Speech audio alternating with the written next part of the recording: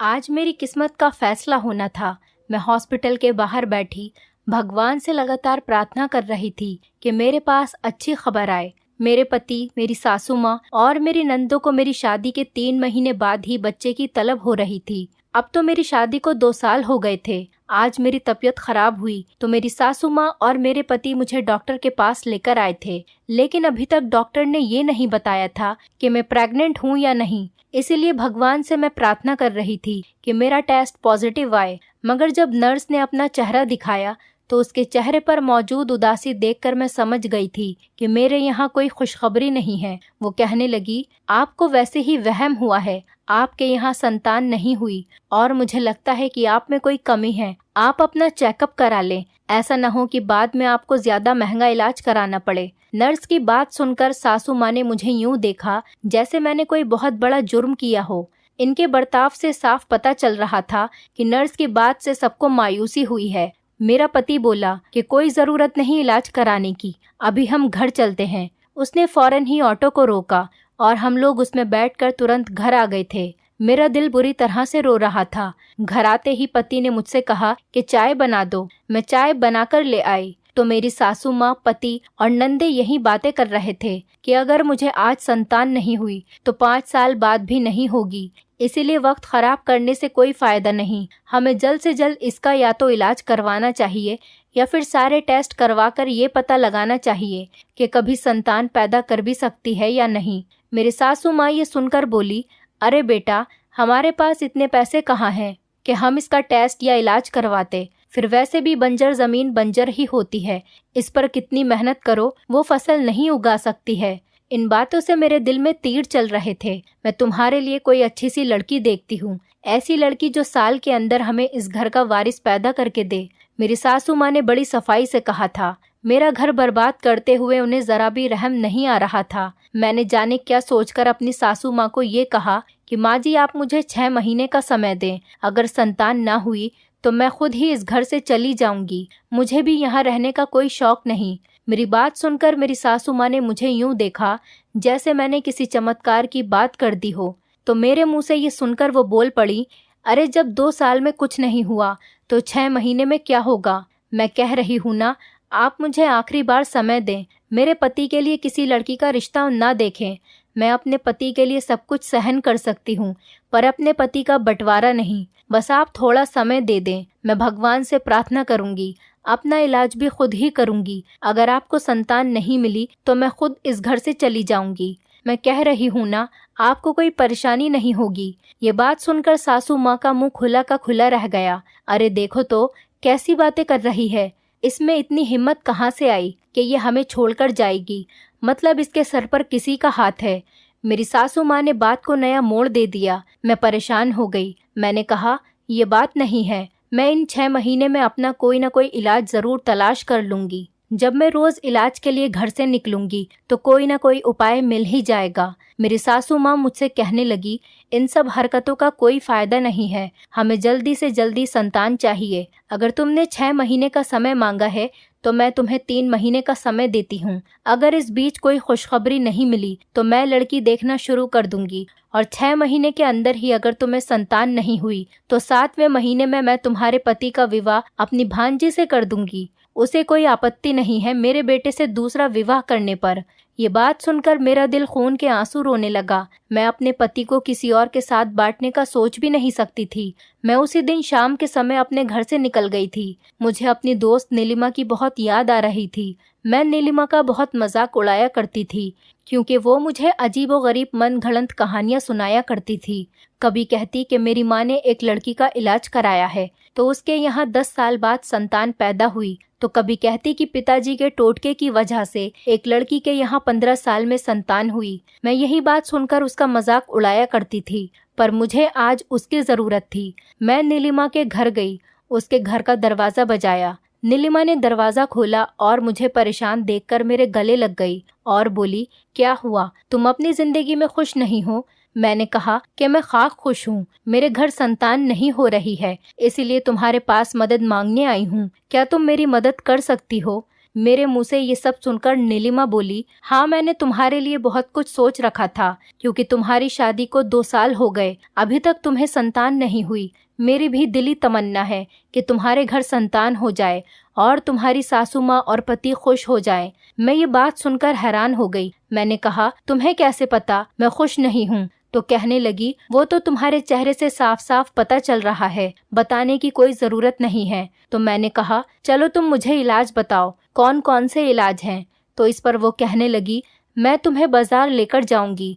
बाजार में एक बूढ़ा बैठता है, उसके पास हर तरह की बांझ औरतों का इलाज है। तुम उसका भरोसा करो या नहीं करो, लेकिन उसने काफी औरतों का इलाज किया है। तुम भी उसके पास चलोगी तो खाली हाथ नहीं लौटोगी। तुम्हारा पति भी खुश हो जाएगा और सास भी, और वो तुम्हारे पति की दूसरी शादी भी नहीं करेंगी। अब ये फैसला तुम्हें खुद करना है कि तुम्हें बाबा जी के पास जाना है या नहीं। मैंने कहा, जरूर, मेरे पास कोई और चारा नहीं है। बाबा जी के पास जाकर भी अगर मुझे कोई लाभ न मिला तो मुझे कहीं और जाना पड़ेगा, लेकिन मेरे लिए संतान इतनी जरूरी है जैसे जीने के लिए पानी और रोटी की जरूरत होती है।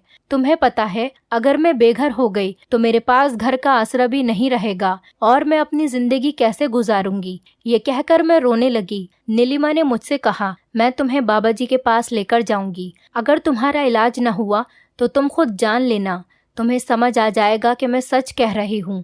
मैं ये बात सुनकर बहुत खुश हो गई। मैं घर आई, मेरे चेहरे पर खुशी थी। मेरे पति ने पूछा तो मैंने सारी बात बता दी।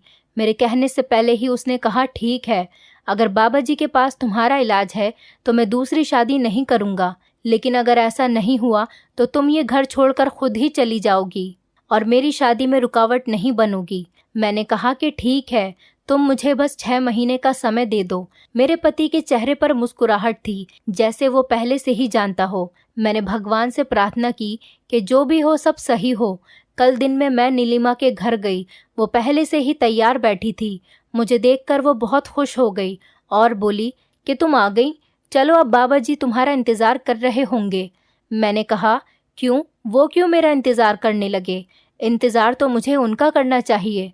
तो इस पर नीलिमा कहने लगी, अरे मेरा मतलब ये है कि मैंने तुम्हारे लिए टाइम लिया था, उनसे कहा था मैं अपनी दोस्त के साथ आपके यहाँ आऊँगी, तभी वो उस टाइम किसी का इलाज नहीं करेंगे। तुम्हें पता है वो बहुत उसूलों वाले बाबा जी हैं, बाकी लोगों जैसे नहीं हैं कि 100 लड़कियों से बात करें और भूल जाएं कि किसका इलाज किया था। उन्हें आज तक एक एक लड़की याद है कि कब किसका इलाज किया था और क्या इलाज किया और कब से कब संतान हुई, वगैरह वगैरह। यही बातें करते करते हम बाबा जी के घर पहुंच गए, जो बाहर से बहुत अजीबोगरीब था। मैंने जैसे ही कमरे का पर्दा हटाया और देखा तो मैं बहुत ज्यादा डर गई। वहाँ बहुत ज्यादा अंधेरा था, जिसमें कहीं रोशनी नहीं थी। मैंने नीलिमा से कहा, ये क्या है? वो बोली कि इस टाइम यहाँ की लाइट चली जाती है। तुम्हें बाजार का तो पता है, यहाँ कितना रश्क रहता है, कितनी बहुत सारी दुकानें हैं, इस वजह से यहाँ लाइट कम आती है। तुम चिंता मत करो, अंदर बैठो, अभी लाइट आ जाएगी।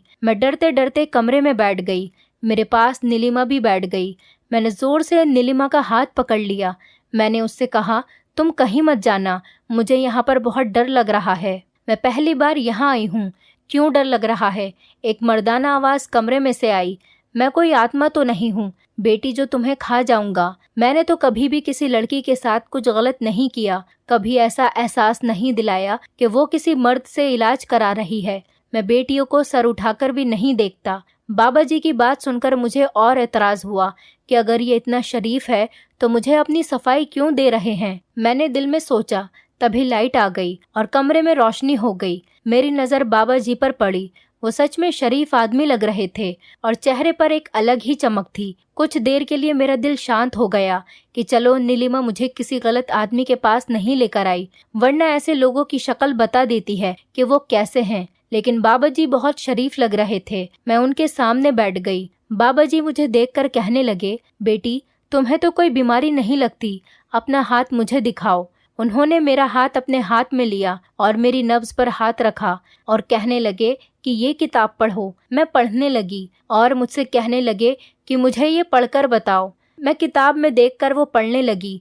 उन्होंने मुझे बिना देखे कहा कि बेटी तुम्हें मामूली सी बीमारी है, लेकिन वो इलाज से ठीक हो जाएगी। लेकिन तुम बांझ नहीं हो, हाँ, तुम्हें दूसरी बीमारियां हैं। अगर तुम चाहो तो मैं उनका इलाज घर के लिए बता देता हूँ। लेकिन नीलिमा बता रही थी कि तुम्हारा पति और सास बहुत तेज हैं, इसलिए तुम्हारा सारा इलाज यहीं करना पड़ेगा। जी बाबा जी, मेरे घर वाले मतलब मेरी सास और मेरे पति ने मुझे 6 महीने का समय दिया है। अगर मुझे इतने समय में संतान नहीं हुई तो मेरी तलाक हो जाएगी और मेरे पति की दूसरी शादी करा देंगी। ये सुनकर बाबा जी कहने लगे, ये तो बहुत ही बुरी बात है बेटी। संतान मर्द के नसीब से होती है, औरत के नसीब से भोजन की प्राप्ति होती है। बाबा जी की बात सुनकर मैं खुश हो गई कि चलो मैं बांझ नहीं हूँ, मेरा इलाज हो जाएगा। बाबा जी बोले, बेटी तुम दूसरे कमरे में जाओ, मैं नर्स के हाथ दवाई भिजवाता हूँ।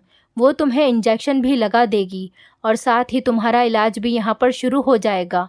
10 दिन तक तुम्हारा इलाज होगा, फिर तुम ठीक हो जाओगी, कमजोरी भी दूर हो जाएगी। बाबा जी ने कहा और मुझे अपने कमरे में जाने का हुक्म दिया। नीलिमा बाहर ही खड़ी थी, उसके चेहरे पर भी मुस्कुराहट थी, जैसे वो कुछ जानती हो। कहने लगी कि चलो दूसरे कमरे में चलो, मैं तुम्हारे लिए दवा लेकर आती हूँ। नीलिमा मुझे दूसरे कमरे में ले गई। वहाँ पर एक बेड पड़ा हुआ था, उसके ऊपर चादर बिछी हुई थी और रेशमी सा बिस्तर था। उस बिस्तर के ऊपर जाकर बैठी। नीलिमा बोली कि तुम्हें इलाज के लिए लेटना पड़ेगा, काफी देर हो जाएगी। अगर तुम्हें आज कोई मसला है तो आज जल्दी चली जाओ, कल से आ जाना, क्योंकि तुम्हारे इलाज में देर हो गई तो तुम्हारा पति मेरी जान खा जाएगा। मैंने कहा, वो तुम्हें क्यों कुछ कहेगा, उसे कोई मसला नहीं होगा, तुम मेरा इलाज शुरू करो। उसने मुझे बिस्तर पर लिटाया और बोली कि ये शरबत पी लो, इससे तुम्हारे शरीर को ताकत मिलेगी, फिर तुम्हारा इलाज शुरू करते हैं। मैं तो नीलिमा पर बहुत भरोसा करती थी। मैंने शरबत पी लिया, फिर उसने मुझे लिटाया और ऊपर से एक गीला कपड़ा डाल दिया। मैं समझ नहीं पाई कि उसके बाद क्या हुआ।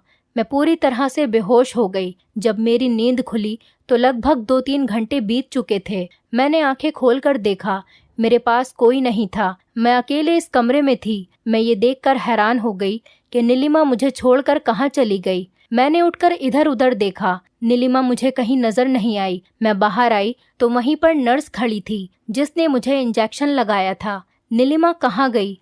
मैंने रोने वाले अंदाज में उससे पूछा। शाम के 6 बज रहे थे, अंधेरा हो चुका था। दीदी नीलिमा तो चली गई। वो कह रही थी कि आपको समय लगेगा, आपको नींद आ गई थी, इसीलिए उन्होंने आपको जगाना ठीक नहीं समझा। ये कहकर वो नर्स भी वहां से चली गई। मैंने बाबा जी का पूछा तो पता चला वो पूजा कर रहे हैं। अब तो और भी ज्यादा परेशान हो गई।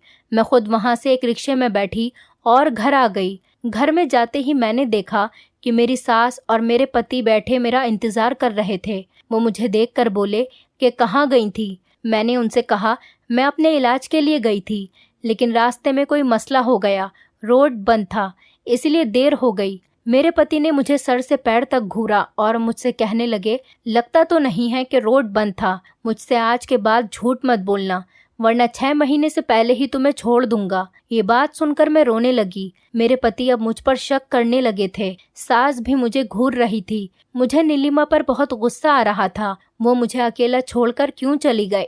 वो मुझे अकेला छोड़कर चली आई। कम से कम उसे मुझे बताना तो चाहिए था कि वो घर जा रही है। अगले दिन सुबह सुबह मैं अपने सारे काम खत्म करके नीलिमा के घर चली गई। जाते ही उस पर मैं बरस पड़ी। नीलिमा, तुझे शर्म नहीं आई? तुम मुझे वहाँ अकेला सोता छोड़कर कैसे आ गई? कोई एहसास है तुम्हें? मैं तुझ पे कितना भरोसा करती हूँ, तूने मेरे भरोसे का ये सिला दिया। नीलिमा मेरी बात सुनकर उल्टा मुझसे ही नाराज हो गई कि मेरे इलाज में समय लगता, इसलिए वो वहाँ से आ गई थी। मेरे पति ने मुझे बुला लिया था या मेरी बेटी बीमार थी, वगैरह वगैरह।